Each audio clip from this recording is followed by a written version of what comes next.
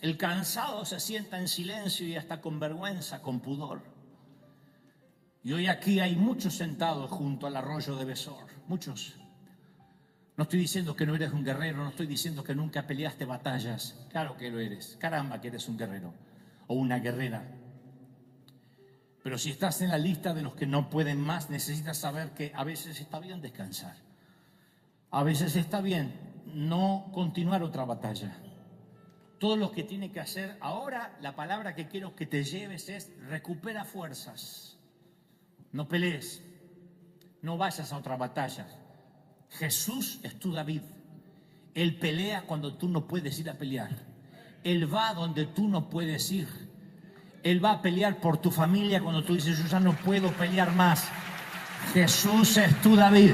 ¿Lo crees, sí o no? Y te aseguro, el Señor no se enfada cuando dices, hasta aquí llegué. No se enfada.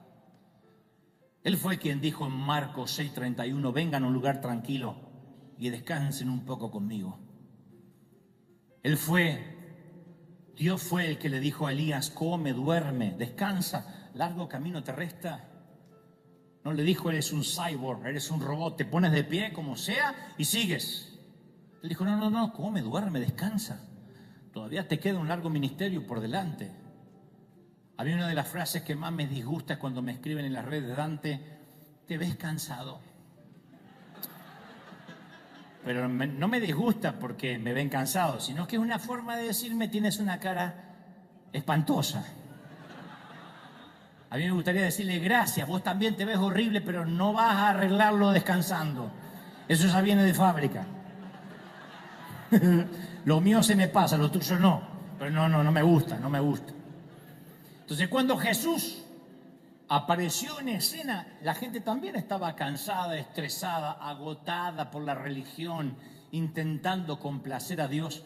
Y de pronto aparece Jesús y es el primer rabino que promete, vengan a mí los que están trabajados, cargados, y los haré, ¿qué? Descansar. Los haré descansar. Nos hará descansar. Alguien tiene que decir, ¡ay, qué Dios que tenemos! Mis queridos, eso era una ráfaga de aire fresco en un ambiente reprimido. ¿Descanso de veras? ¿Qué quiere decir, Señor, con descanso?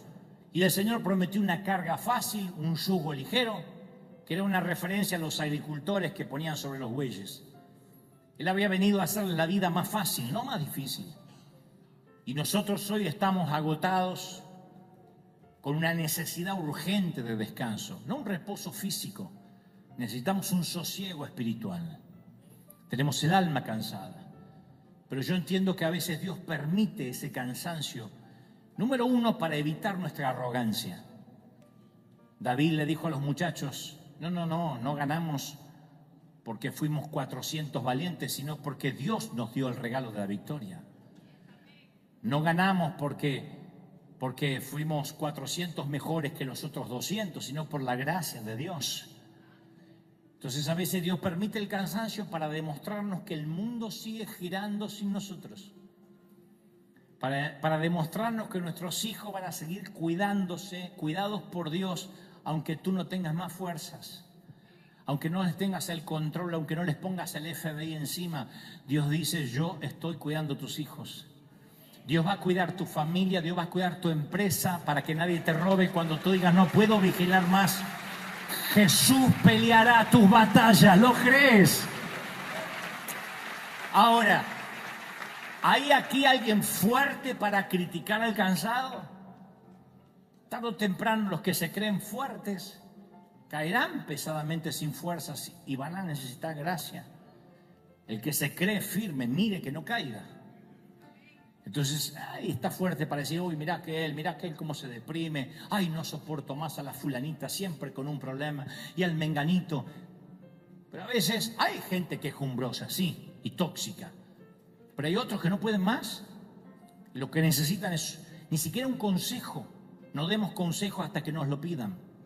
Lo que están necesitando es un abrazo, una contención. Vamos, quédate junto al arroyo, yo voy a ayudarte a pelear las batallas. Y te voy a contar otro secreto. cuando uno atraviesa tiempos difíciles, cuando enfrentamos el peor día o la peor semana de nuestras vidas, es muy fácil que nos ensimismemos, o sea, que nuestra crisis se convierta en todo el universo entero. No podemos ver más, perdemos la perspectiva. Cuando estamos frente a una tragedia que nos parte el alma, hasta nos puede ofender que los pajaritos estén cantando a la mañana. Queremos gritarle, ¡cállense! ¿No ven que no es tiempo de cantar? Cuando estamos en una crisis, queremos que el mundo se dé cuenta que estamos en crisis, pero el mundo sigue andando.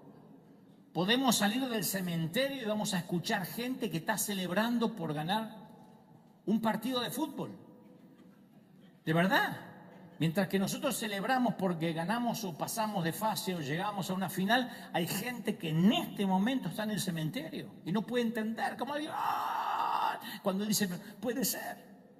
Pero por otra parte, esto es lo que quiero compartirte, cuando sobrevivimos a esos tiempos difíciles, cuando experimentamos finalmente la victoria, también podemos cometer el error de que el mundo entero tiene que celebrar con nosotros. Ese es el mayor error de los cristianos. Pensamos que todo funeral tiene que ser cancelado en el nombre del Señor, que toda lágrima tiene que secarse en el nombre de Jesucristo. Reprendemos al cansado, no soportamos al que está triste. Hermano, ¿y dónde está el gozo del Señor?, le decimos a alguien que acaba de enterrar un ser querido. A alguien que está esperando el parte médico de las 7 de la tarde porque tiene un hijo internado. ¿Dónde está el gozo del Señor? Pero tenemos que entender que los funerales no se cancelan y las lágrimas de quienes precisamente ahora mismo están viviendo el peor día se siguen derramando. El juego de la vida continúa y lo que tenemos que aprender, especialmente nosotros los cristianos, es que no somos el ombligo, el tapón del océano. Cuando Dios nos permita recuperar todo como hizo David, no es para que digamos, vamos, todo el mundo a celebrar, es para regresar al campamento y ayudar a quienes no tuvieron la fuerza ni siquiera para pelear por su propia familia. Si Dios nos permite obtener un botín, no juzguemos a quienes están exhaustos junto al arroyo, porque algún día también estaremos junto a ese arroyo. Y yo estoy seguro que Dios permite las experiencias dolorosas en nuestra vida para que podamos comprender con empatía y aliviar el dolor ajeno. De otro modo nunca vamos a tener empatía. Hay gente aquí que conoce por experiencia personal el dolor de la pobreza. Yo sé que hay gente acá que se ha ido con dolor de barriga por el hambre a la cama, cuando niño, cuando joven o de adulto. O han tenido que separar la comida y para que los hijos no se den cuenta que no alcanzaba para ti. Otros han vivido la agonía de la adicción. No te puedo decir, eres un adicto endemoniado. Yo sé lo que puede ser la agonía de una adicción. La devastación del divorcio, la puñalada de la traición, la vergüenza de las deudas, la desesperación del fracaso. Hay gente que ha tenido dolor del alma por una pérdida. Y sé también que la gracia de Dios te sacó adelante, ¿sí o no? Pero ten por seguro, oigan, que Dios no lo hizo solo para ti, sino para que seas un agente de gracia en la vida de otros, para que entiendas cuando otros digan no puedo más, para que no juzguemos. Y te cuento rápido otra historia. Entre las aventuras de Sansón, ¿se acuerdan de Sansón? Está la experiencia de ser atacado por un león. Imagino que debe ser una experiencia desagradable, pero se nos dice que el Espíritu del Señor cayó sobre Sansón y despedazó al león solo con sus manos.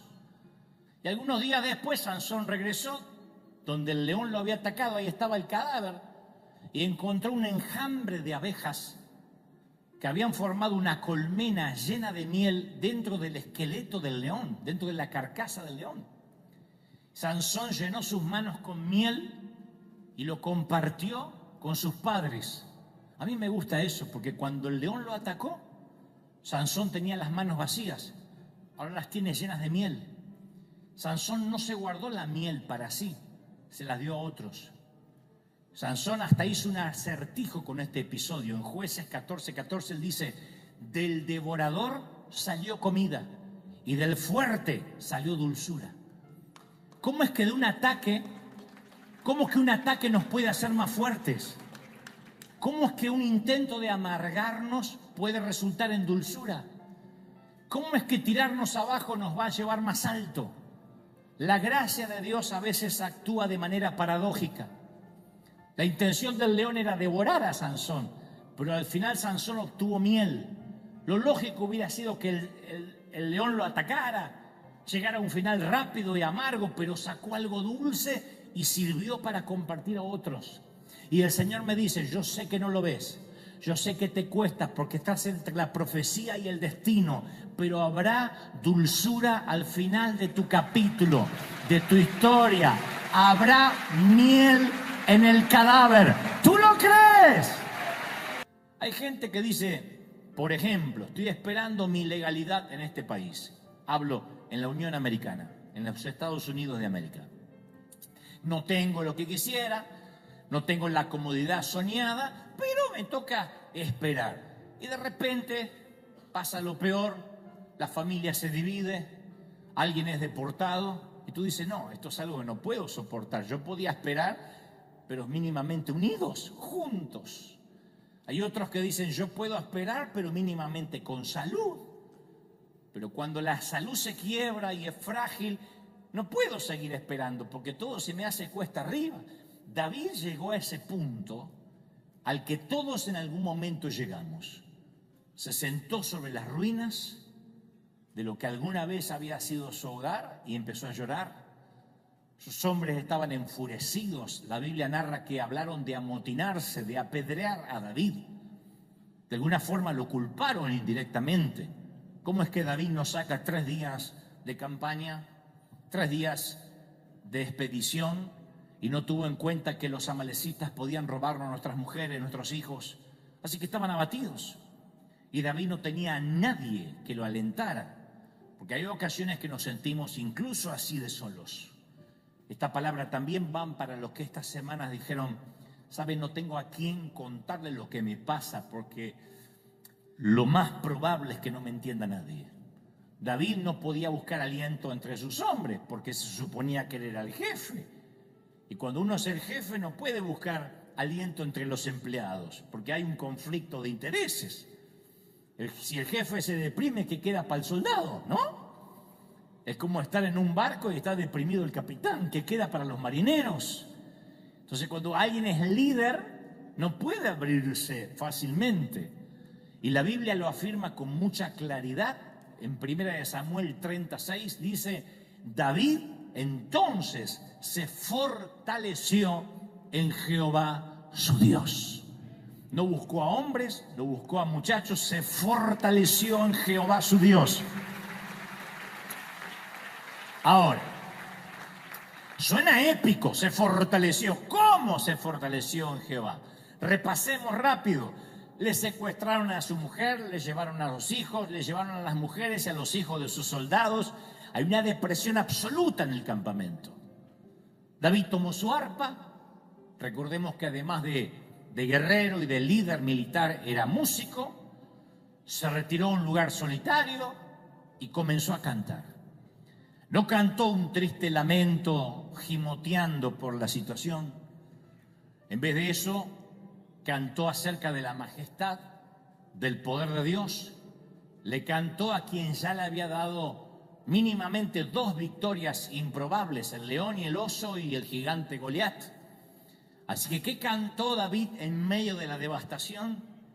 ¿Qué se puede cantar en una villa calcinada? ¿Qué melodía uno elige para cantar en esa tierra que está entre la profecía y el destino y que ahora encima está en ruinas? ¿Qué es lo que uno canta? Ya a mí se me ocurre, de entre todos los cantos de David, que quizá haya elegido el Salmo 34. Yo creo que es la canción ideal. Mientras escribía este mensaje yo pensaba Es la canción que posiblemente haya entonado si es que lo que buscaba era fortalecerse en Dios. David había escrito este salmo apenas 2 años antes que ocurriera esto en Siclag, cuando Dios lo había librado de un rey filisteo llamado Abimelech. Así que yo puedo imaginar a David sentado en las cenizas de lo que alguna vez fue su hogar, con un arpa en la mano, cantando: bendeciré a Jehová en todo tiempo, su alabanza en mi boca estará. Y los soldados lo oyen. En Jehová se gloriará mi alma, lo oirán los mansos y se alegrarán. Y los soldados dicen: hey, parece que David empezó a cantar. Engrandeced a Jehová conmigo, exaltemos aún a su nombre. Busqué a Jehová y él me oyó, y de todos mis temores me libró. Y lo canta: engrandeced a Jehová conmigo. Y mientras que el murmullo empieza a subir desde el sitio donde está cantando David, mientras que él dice: bendeciré a Jehová en todo tiempo, empieza a dar una lección de moral a sus soldados. Porque bendecir a Jehová en todo tiempo es todo tiempo. Buenos tiempos, malos tiempos. Bendeciré a Jehová en tiempos de profecía, cuando Dios te dice: te haré y te diré tal cosa y te llevaré, aleluya. En los tiempos de destino, cuando llegas, y en los tiempos intermedios, cuando no pasa nada. Bendeciré a Jehová en el intermedio, cuando a mí me toca esperar y la suegra se viene a mi casa y Colombia intenta ganar.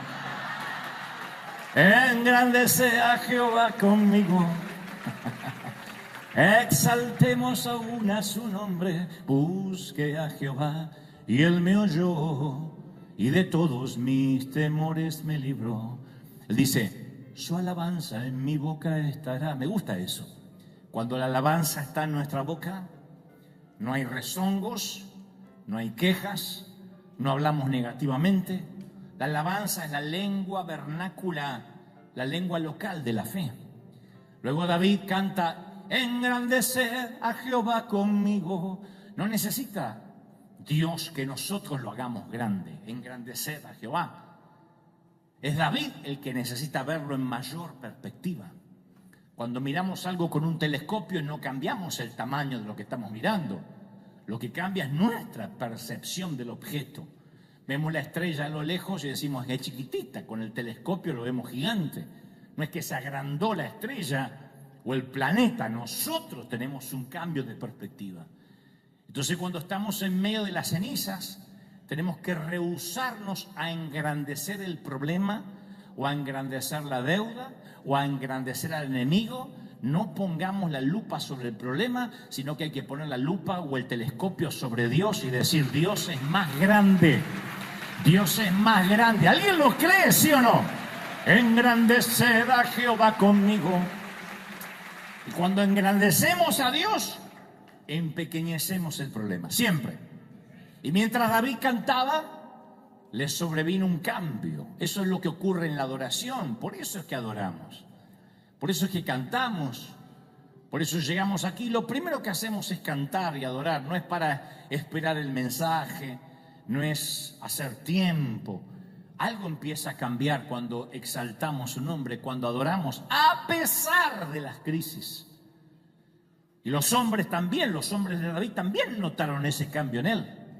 Porque cuando un hombre, cuando hablo de hombre no hablo de género, cuando un hombre o una mujer se fortalece en Dios, se destaca en medio de una multitud desalentada. La gente puede estar desalentada, pero cuando alguien empieza a adorar, su rostro cambia, su mirada cambia. A quienes son líderes o tienen el don del liderazgo, Dios le da ese don de resiliencia, esa ingeniería interna para poder reinventarse y continuar. Yo siempre digo, el líder no puede darse el lujo de quedarse llorando bajo la manta semanas tiene que reinventarse, tiene que decir hay que continuar. En tiempos buenos, en tiempos malos, en tiempos de espera, en tiempos de destino, en tiempos de profecía. Esto de continuar es un atributo esencial del liderazgo. Si alguien dice, yo no sé si soy líder o no, bueno, tienes que verte a ti mismo, cómo reaccionas cuando la vida te golpea o intenta noquearte. Si eres de los que se levantan otra vez de la lona y siguen peleando como Rocky Balboa, Adriana, y sigues pegando, eres líder. Si al primer cachetazo te caes y dices, ¡ah!, como los jugadores de fútbol, y empiezas a revolcarte, pidiendo tarjeta amarilla, no eres líder. Ahora, si el enemigo no logra robarnos el gozo, nada nos va a detener. Lo que quiere robarnos el enemigo siempre es el gozo. Recordemos que David, cuando se equivoca, no dice, Señor, devuélveme la salvación, porque él sabía que no la podía perder, era el Hijo de Dios. Pero él dice, devuélveme el gozo, que me vuelva el gozo de la salvación. Si el diablo te logra robar la alegría de tus días, la alegría de ser papá, la alegría de ser cónyuge, la alegría de ser hijo, te habrá robado todo el futuro. El diablo está consciente de esta verdad espiritual revelada en Nehemías 8:10, que dice, no os entristezcáis, porque el gozo de Jehová es vuestra fuerza, es lo que te levanta. El gozo te levanta. ¿Alguien lo cree, sí o no? Te levanta. Llega un momento en la vida en que hay cargas que simplemente ya no podemos cargar, no podemos llevar. Hay ocasiones, de hecho, que una última gota rebasa el vaso del cansancio. Y quizás sea una tontería nimia, trivial, pero traspasa nuestro límite, cruza nuestra última frontera, supera nuestro umbral del cansancio. Nuestro jefe nos dice, necesito que te quedes unas horas más. Es un pedido trivial, si se quiere, pero en el momento menos indicado, en la hora más inoportuna, tú dices, ¿de verdad? Nuestra pareja nos dice, solo te pido que me esperes un poco más, te prometo que voy a cambiar, seré diferente. Nuestros padres nos dicen, nunca te exigimos nada, pero necesitamos que asistas a esta reunión familiar. Tú dices, no quiero encontrarme con fulanito, con menganita, pero tus padres insisten, hazlo por nosotros. Nuestros hijos nos reclaman, necesito que vuelvas a ayudarme, mamá, papá, no tengo a quién recurrir. Y ese pedido no está mal en sí mismo, insisto, pero en el momento inoportuno es esa gota que rebasa nuestro vaso del cansancio. Nuestro amigo nos dice, sé que siempre te estoy pidiendo cosas, pero necesito que me hagas un favor más. Y aunque todos estos son pedidos nobles, el problema de fondo radica en que hemos a veces tolerado, hemos aguantado, hemos perdonado y hemos dejado pasar por alto demasiadas cosas. Y cuando hemos tolerado tanto, nos desplomamos en algún momento de la semana y decimos, hasta aquí llegué, yo no puedo más, hasta aquí llegué. Insisto, es una gotita que rebasa el vaso, no tiene que ser una tragedia, un infortunio, sino que a veces es una gotita, un pedido de más, un favor más, que dice, no, ya está, basta. Y hoy quiero hablarle de un grupo, quiero hablarte de un grupo de valientes que también se desplomó y que ya no tuvieron fuerzas para avanzar y dijeron, hasta aquí llegamos, para que veamos que no estamos solos en esta historia, en esta crónica. Como suele decir una amiga, quedaron en coma mental y no pudieron ya pensar, no pudieron ver más allá, no pudieron visionar. Lograron salir adelante, pero con mucho esfuerzo, pero dijeron hasta aquí llegamos. Y la revelación de esta historia es la asombrosa actitud que tiene Dios para con la gente que llega al límite de sus fuerzas. Porque uno pensaría inmediatamente que cuando uno no puede más, Dios nos desecha, nos hace un costado, elige a otro. Sin embargo, hay una asombrosa actitud con aquellos que dicen, hasta acá llegué, yo estoy cansado, de manera que no puedo a veces ni orar, no puedo ni leer la Biblia, no tengo ganas de levantar las manos, no sé ni cómo llegué hoy domingo al servicio o cómo estoy mirando esto a través del streaming. Dicho esto, Tenemos que hacer un poco de historia para hablarte de este grupo de valientes que te decía que no pudo más. Recordemos, te hablé de David hace unas semanas atrás, el David que menciona la Biblia, el rey David, que cuando David era un adolescente de unos 15 años, el profeta Samuel había ido a su casa y lo había ungido como el futuro rey de Israel. Tendría aproximadamente entre 14 y 15 años. Unos meses después, David fue lanzado repentinamente a la fama cuando mató a Goliat, el paladín guerrero de los filisteos. Después del triunfo sobre Goliat, David dejó los rebaños de su padre y la Biblia narra que se convirtió en miembro del servicio real del rey Saúl. Fue contratado como uno de los músicos para tocar justamente en el palacio. Saúl, al poco tiempo, hizo a David capitán de su ejército y este condujo a los escuadrones de Israel a una victoria tras otra, una victoria tras otra. David se convirtió, siendo jovencito, en un héroe nacional de los israelitas. Pero cuando el paranoico y neurótico rey Saúl se puso celoso por la popularidad ascendente de David, empezó a buscarlo para asesinarlo, para matarlo. Y David se vio obligado a vagar por las laderas de las montañas de Judea con su banda mercenaria de 600 hombres que lo seguían. Era un rebelde, un proscripto de la ley. Durante ese tiempo, cuando David esperaba el cumplimiento de la profecía que sería el próximo rey, insisto, recordemos que Samuel dijo, tú serás el rey sobre Israel, y derramó aceite sobre él cuando tenía 15 años.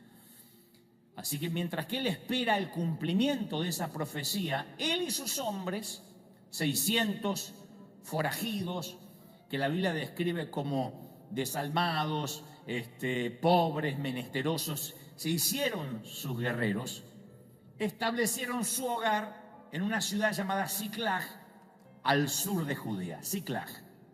Para ese entonces David, se presume, tendría 29 años de edad, muchacho. David, sus hombres y sus respectivas familias se asentaron en este sitio llamado Siclag por el periodo de 1 año y 4 meses. Y este dato que voy a darte ahora no es menor, porque es determinante para que luego entendamos el cansancio de alguno de sus hombres. Siclag era un lugar provisorio para David. No era Belén, el lugar donde él había comenzado, ni tampoco era Jerusalén, Sión, el lugar de su destino. Siclag era la tierra intermedia, la tierra para esperar el cumplimiento de la profecía. Y todos en primera instancia pasamos un tiempo en Siclag, y me consta que hay gente aquí pasando un tiempo en Siclag, que no es el lugar donde venimos, no es el lugar donde nacimos, no son nuestras raíces, pero tampoco es el lugar a donde vamos.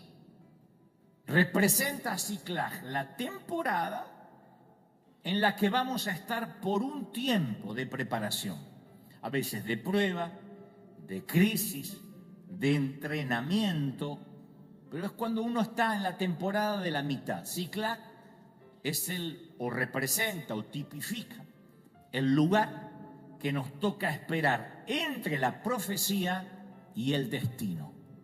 Todos tenemos una palabra profética, aunque no la recuerdes específicamente de un pastor, de un profeta, pero todos tenemos una palabra de Dios, algo que sabemos que Dios va a hacer con nosotros. Y después tenemos el destino, cuando sabemos que eso se va a cumplir. Pero entre la profecía y el destino, si es que Dios nos quiere para una asignación grande, no hay manera de evitar la temporada de espera, no hay manera de evitar Siclag. Si lo que queremos es algo grande de Dios, voy a hacer una pregunta casi retórica: ¿cuántos queremos una asignación grande de Dios? ¿Sí o no? Bueno, hay 3 o 4. ¿Cuántos quieren una asignación grande de Dios? ¿Sí o no? Claro. Entonces, va a haber un tiempo de espera entre la profecía y el destino. Es el sitio donde nos toca esperar. Y no se puede hacer nada más que eso, confiar en que Dios está al control. Entre la profecía y el destino puede ser entre la promesa de la sanidad y la sanidad, entre la promesa de que vamos a prosperar y la prosperidad libre de deudas, entre la promesa que Dios nos va a usar y el tiempo que Dios nos va a usar, entre la promesa que nuestra familia va a estar bien y el tiempo en que vamos a estar unidos. ¿Me siguen, sí o no? La profecía y el destino. En esas temporadas cuando uno se siente cerca del cumplimiento, pero a veces hay días, hay semanas que uno se siente lejos del cumplimiento. Y está en la misma tierra intermedia. Pero a veces se tarda en cumplir la profecía y uno empieza a llenarse de ansiedad, de preocupación. Esa tierra intermedia parece que el tiempo se detiene y aunque creemos en aquello que Dios nos dijo, todavía no podemos casarnos con la profecía y divorciarnos de la realidad. Ojalá uno pudiera casarse con el sueño y divorciarse de la realidad. Uno no puede vivir en el futuro, uno tiene que también lidiar con el presente. Hay gente que dice, yo sé y Dios me prometió que voy a tener una gran empresa, una gran compañía. Mientras tanto, hay una realidad, hay que salir a trabajar todos los días, ¿sí o no? Uno puede decir, Dios me prometió que yo viajaría por las naciones, mientras tanto me toca hacer esto. Por eso uno no puede, insisto, casarse con el sueño y divorciarse de la realidad. Uno tiene que convivir con ambas. Hay una traducción que dice, tened por mucha alegría cuando atravesáis una prueba. Mucha alegría, no dice te pongas triste, estate tirado ahí. No, da lástima, no, tened por mucha alegría, mucho gozo. O sea que el gozo es una decisión intencional contra todo instinto. Uno no tiene ganas de tener gozo cuando está en crisis. Pero Santiago dice, no dejemos que las emociones nos gobiernen, sino que nosotros gobernemos las emociones. Somos los gobernantes del reino de nuestra alma. Nosotros decimos, yo tengo que gozarme, engrandeceré a Jehová, bendeciré a Jehová, aunque esté en medio de las ruinas, aunque esté sentado sobre las cenizas, voy a intentar fortalecerme en Dios. ¿Cómo uno se fortalece en Dios?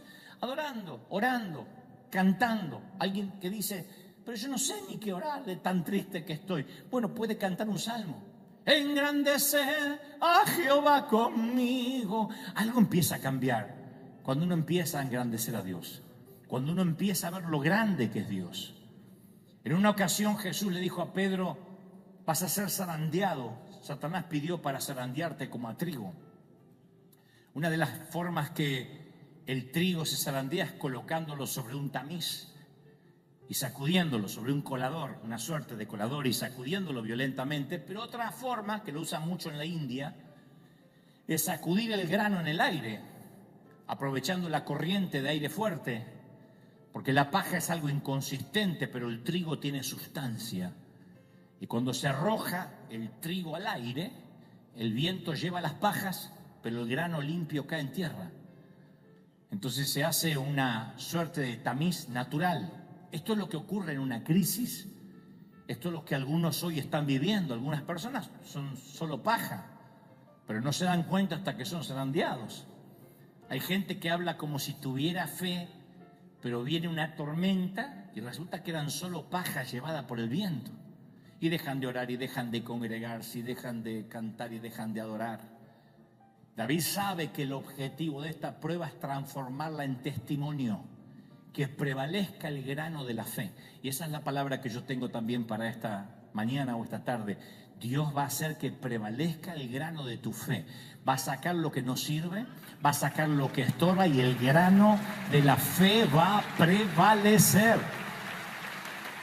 Mis queridos, sin prueba no hay historia. Sin prueba no hay historia. Lo diré otra vez, sin prueba no hay historia. Y David, en medio de una Siclag devastada, ora al Señor. Luego de cantar, ora y le pregunta al Señor, Señor, ¿debo perseguir a esta banda que se llevó a las familias nuestras? Luego le pregunta, ¿los voy a alcanzar? Porque no quería desperdiciar recursos. Y el Señor le responde, persíguelos, vas a alcanzarlo y rescatarás a los cautivos. Había un propósito. Ustedes dirán, ¿y por qué Dios no se lo evitó? Por la misma razón que cuando Satanás pide a Pedro para zarandearlo como a trigo, Jesús dice, no te atrevas a tocar a mi hijo. Por la misma razón. Le va a hacer bien al petulante de Pedro que se le caiga un poquito la paja y que quede el grano. Le va a hacer bien a David ir a por las mujeres, por los hijos, porque además tengo un botín preparado para él. Era la manera que Dios tenía para bendecir a David y sus hombres. La cosa es que cuando Dios le dice, ve y persíguelos, los vas a alcanzar, vas a rescatar los rehenes, además traerás tesoros. David reúne a su infantería y se encaminan a la persecución de los amalecitas. Vamos a por ellos. Salen en una misión de rescate por los rehenes. Obviamente todo el mundo quiere ir, pero aquí es donde sucede algo extraño y muy singular. Primera de Samuel 39 relata que partió David, él y sus 600 hombres, y llegaron hasta un torrente, hasta un arroyo llamado Besor, donde se quedaron algunos en ese arroyo.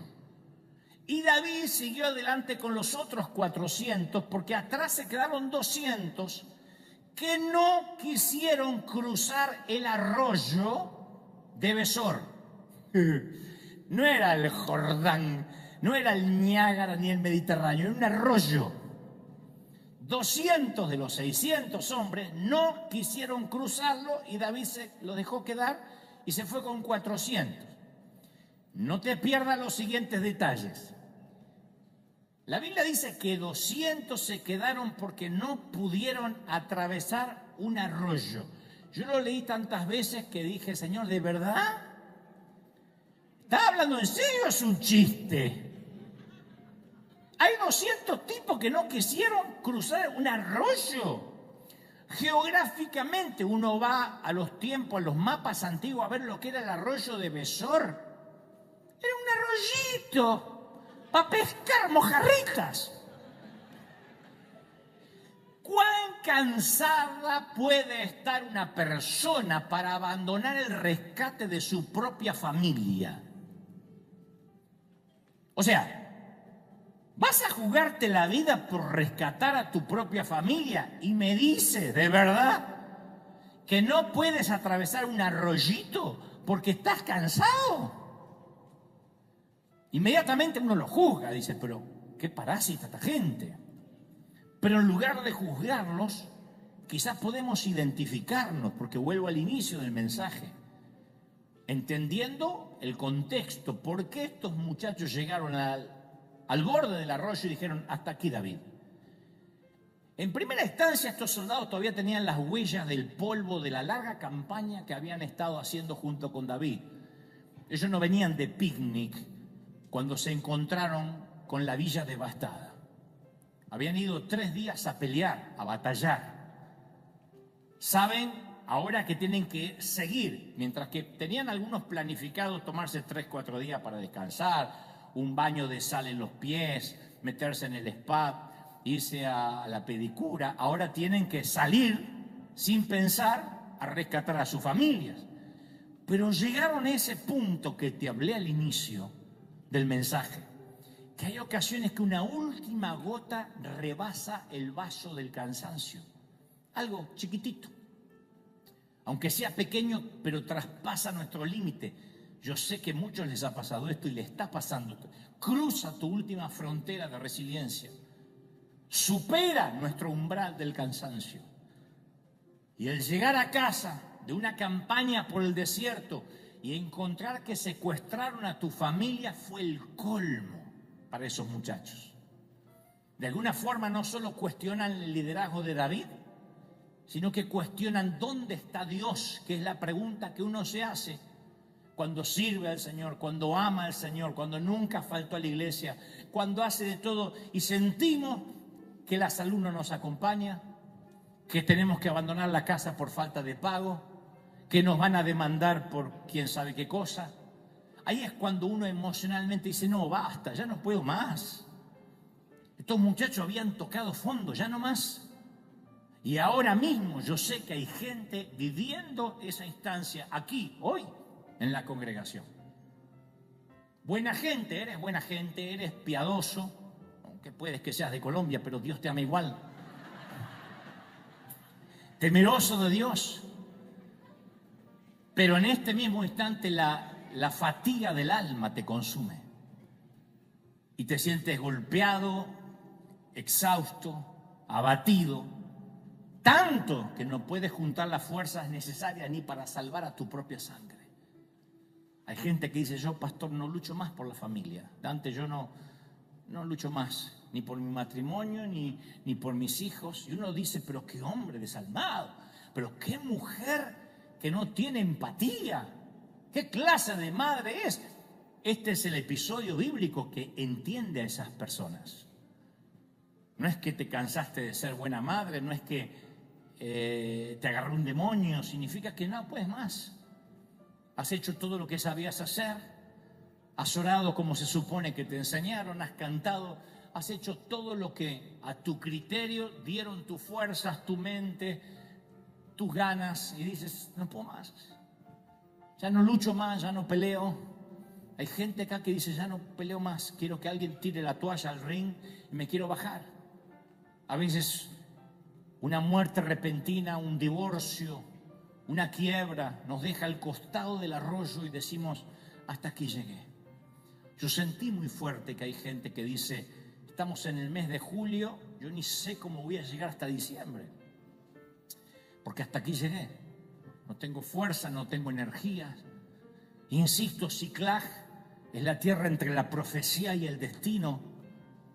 Y eso ya te tenía con poco aire, porque esperar hace que uno no respire profundamente. Pero esta devastación que te tocó en los últimos días te quitó el resto del oxígeno. Y dices, no puedo más. Y estás ahí al lado del arroyo. El Señor te dice, vamos a por tu familia, vamos a pelear, sigue luchando. Y dices, no puedo más, no puedo más. Y esto es algo que tuve que aprender como líder. ¿Qué hacemos con la gente que no puede más? ¿Qué hacemos con la gente que está junto al arroyo de Besor hoy? ¿Los reprendemos? Eso es lo más fácil. ¿Los avergonzamos? Algo como, ¿qué clase de cristiano es usted? Levante la mano, confiese en victoria, vamos para adelante. Les decimos que saquen fuerza donde ya no tienen, sin conocer sus batallas, sin conocer que se han peleado con la vida durante años. Les exigimos que repitan frases ridículas, diga conmigo, proclame conmigo, como si eso los va a sacar del pozo del cansancio. Lo que es peor, les decimos que están así por un pecado no confesado. ¡Qué feo! Encima que estás cansado, viene alguien y te dice, ¿no tendrás algo oculto en tu vida? Te dan ganas de decirle, Señor, te lo llevas o yo voy al infierno, pero por asesinato, yo a este lo saco. ¿Qué hacemos con los cansados? Es algo que nos toca aprender a los líderes. ¿Los exigimos, los levantamos, los cargamos o los dejamos descansar? Y esto ocurrió con David. David no solo celebró, recuperó, sino que dio a los que quedaron atrás. Y yo quiero que nunca olvides esto. Ciclag no es Belén. No es el lugar de tus principios, ni es Jerusalén, que es la tierra del cumplimiento. Estás en algún lugar en el medio del mapa. El Señor me dice, estás en el medio. Pero eres parte de un plan, eres parte de un plan más grande que tú mismo. Y en el peor día de nuestra vida, de algún modo llegará a ser un tremendo testimonio de recuperación. ¿Lo crees? Dios va a sacar miel de esto. Aun cuando la recuperación y la celebración se hagan realidad, Ciclag nunca será nuestro destino final. El destino nunca fue recuperar el botín. No, esto es algo que pasa en la tierra intermedia. La misión no era rescatar rehenes solamente. Entonces, cuando logremos mirar más allá de la temporada de espera, recién ahí vamos a entender que estábamos en una misión mucho más grande. Estás en una misión grande. Dios no te deja hasta que no haya hecho contigo lo que dijo que iba a hacer. No te va a dejar. Y hoy quiero honrar al ejército de respaldo de Dios, a esta infantería tantas veces olvidada. Quiero orar a todos los que no pueden viajar al campo misionero, que tienen que quedarse en la retaguardia por diversas circunstancias. Me estoy refiriendo a los que son fieles en la oración privada, a los que hacen el sacrificio de ofrendar, de dar y respaldan económicamente aunque no pueden ni predicar ni ir. Los que no pueden salir al campo de batalla, no se los ve cantar en público, no se los ve predicar. A las mamás que crían hijos pequeños y no dan abasto entre el colegio, las tareas, las enfermedades virales que estos mocosos traen del colegio. A los que tienen 2 empleos por día y apenas pueden congregarse los domingos y soportar no quedarse dormidos. A los papás solteros que hacen malabares para trabajar y tener tiempo con sus hijos. A las abuelas que están aquí presentes, que creen que cuando oran por sus nietos nadie ve su aporte. A los que están en contabilidad, los que atienden teléfonos, los que sirven café, los que barren, los que lustran, los que reponen el agua, los que limpian baños, los que pintan zócalos, los que sonríen en la entrada, a los que cuidan niños ajenos, los que ordenan un estacionamiento, los que están detrás de una cámara, de una consola de sonido, a quienes enrollan y desenrollan cables, organizan planillas de Excel, reparan equipos, hacen mantenimiento, instalan luces, arreglan averías. A todos ellos les doy un claro mensaje. Ustedes son la línea de suministro y de abastecimiento del frente de batalla. Y en aquel glorioso día, cuando la batalla haya acabado, cuando finalmente bajemos nuestras espadas espirituales, muchos estarán delante del Señor pensando que llegaron con las manos vacías. Y esos santos desconocidos dirán entre sí: no tengo nada que presentarle al Señor. No hice nada valioso, no llevé almas a Cristo. No organicé congreso, no dirigí alabanza, no prediqué ante un gentío. Sin embargo, qué momento asombroso les espera cuando Jesús empieza a repartir el botín parejo para todos. Yo me imagino al apóstol Pablo llegar al cielo y todas sus victorias, sus almas ganadas, todas las iglesias que estableció están allí. Y entonces aparecen mujeres y hombres de Antioquía que serán llamadas a pararse ante Pablo. Esas personas ayunaron, oraron por la salud del apóstol, impusieron manos, lo enviaron. Otros donaron, sembraron con sacrificio. Ninguno de ellos atravesó el Mediterráneo, no viajaron a Macedonia, pero son llamados a compartir el botín de Pablo, porque lo sostuvieron. Quedarse en casa con el bagaje es un alto llamado de Jesucristo. ¿Lo crees?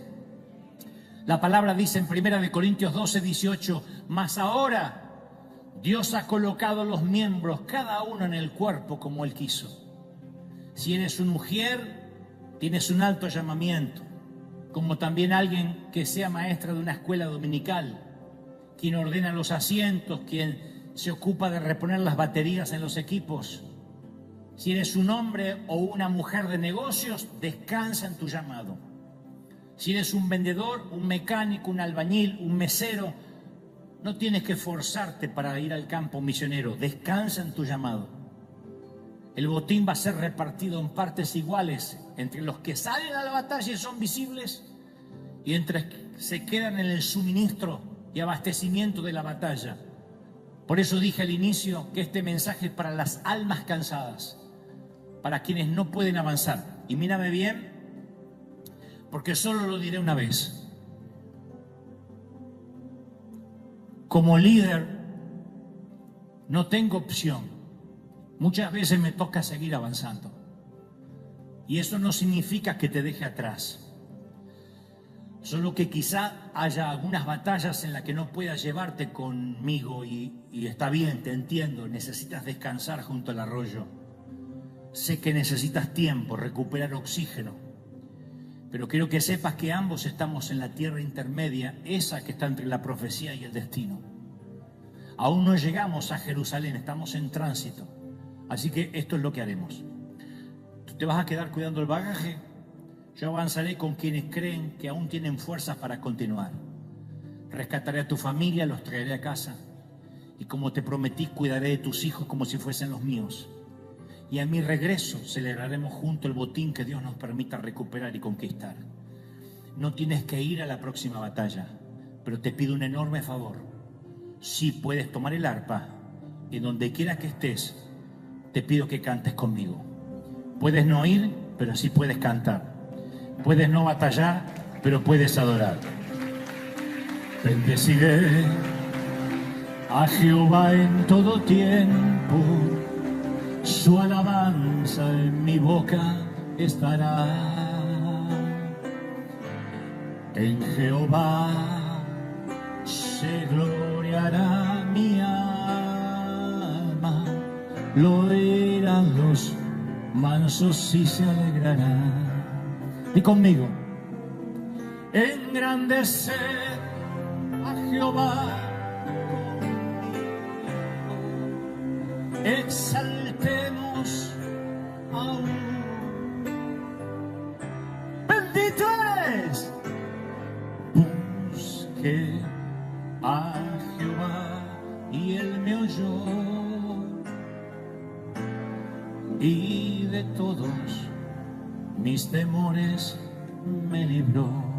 Levanta las manos conmigo, todos, todos, todos. Padre, a los que no tienen más fuerzas, el Señor me ha inspirado estas últimas palabras más que todas las otras. Todas fueron inspiradas por Él, pero estas últimas las he sentido tan fuerte ayer. El Señor me dice que te diga: yo pelearé tus batallas. Hasta tanto te repongas, hasta que las fuerzas vuelvan a ti. Levanta tus manos y adora. ¡Oh, dulce Espíritu! ¡Bendito eres! ¡Aleluya! Levanta las manos y dile: Señor, es la gloria del Espíritu llenándolo todo, dándole fuerzas al que no tiene ninguna. Recibe, recibe, recibe.